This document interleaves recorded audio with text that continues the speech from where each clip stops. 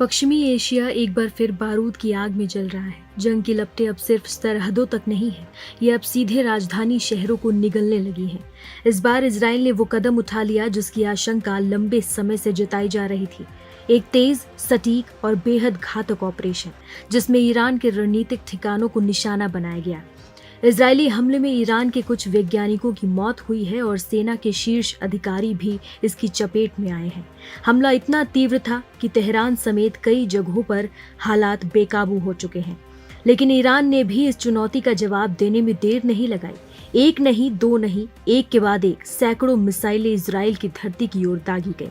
अब सवाल ये है कि जब इजराइल के पास आयरन डोम जैसा अत्याधुनिक सुरक्षा कवच है, तो इतने हमले कैसे हो गए? क्या ये सिस्टम फेल हो गया है?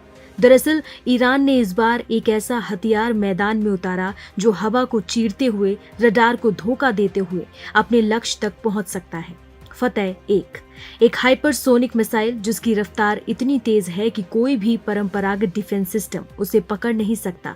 इस मिसाइल की रेंज 1400 किलोमीटर के आसपास है और ये इतनी नीची उड़ान भरती है कि इसे पकड़ पाना बेहद मुश्किल होता है। नतीजा, आयरन डोम जैसे सिस्टम भी कई मिसाइलों को रोकने में नाकाम रहे। इस मिसाइल को ईरान की IRGC ने तैयार किया है और इसकी अगली पीढ़ी फतेह 2 भी तैयार हो चुकी है और वो और भी ज्यादा घातक मानी जाती है। इस भयानक टकराव में अब तक दर्जनों शहर चपेट में आ चुके हैं। नागरिक, सैनिक, वैज्ञानिक, किसी को नहीं बख्शा गया। दुनिया की बड़ी ताकतें इस जंग को रोकने की अपील कर रही हैं, लेकिन जमीन पर हालात दिन ब दिन बिगड़ते ही जा रहे हैं। तेल के दाम आसमान छूने लगे हैं और वैश्विक अर्थव्यवस्था पर इसका असर साफ दिखने लगा है।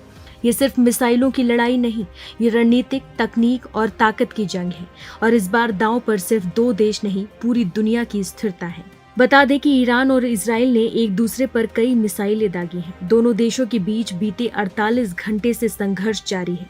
इजराइल का दावा है कि उसने तेहरान में मौजूद रक्षा मंत्रालय को निशाना बनाया है। उसके अलावा तेहरान और बुशहर में ऑयल डिपो और गैस रिफाइनरी समेत 150 से ज्यादा ठिकानों को हिट किया। 2 दिन की लड़ाई में अब तक 138 ईरानी नागरिकों के जाने का दावा किया जा रहा है। इनमें 9 न्यूक्लियर साइंटिस्ट और 20 से ज्यादा ईरानी कमांडर्स शामिल हैं। इसके अलावा 350 से ज्यादा घायल हैं। ईरान की राजधानी तेहरान समेत 7 राज्यों में एयर डिफेंस सिस्टम एक्टिव कर दिया गया है। ईरान ने भी पलटवार करते हुए इजराइल पर 150 से ज्यादा मिसाइलें दागी हैं। हमले में इजराइल के 11 लोग मारे जा चुके हैं और 300 से ज्यादा घायल बताए गए हैं। ईरान ने 3 इजरायली F-35 विमान गिराने का भी दावा किया है।